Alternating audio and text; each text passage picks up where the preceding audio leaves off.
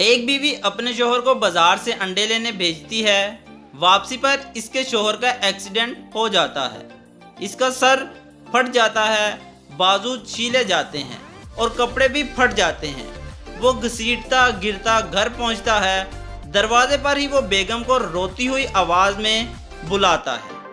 बेगम kitchen से दौड़ी चली आती है और देखती है कि इसका शोहर खून में लथपथ खड़ा है। वो पूछती है क्या हुआ। वो बोलता है एक्सीडेंट हुआ है। फिर वो जल्दी से इसके हाथ से अंडे लेती है और इनको चेक करती है और बोलती है शुक्र है खुदाया, सारे अंडे बच गए।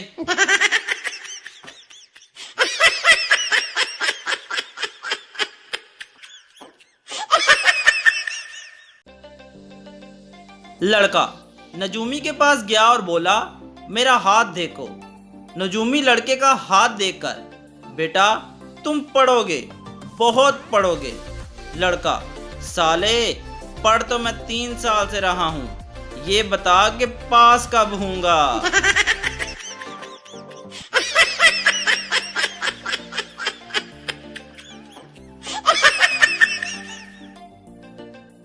पठान हज करके आया और सीधा मोहल्ले की दुकान पर जाकर बोला यार हमारा खाता निकालो।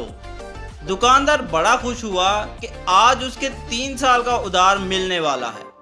जैसे ही उसने खाता खोला, पठान बोला यार हमारे नाम के साथ हाजी भी लिख दो।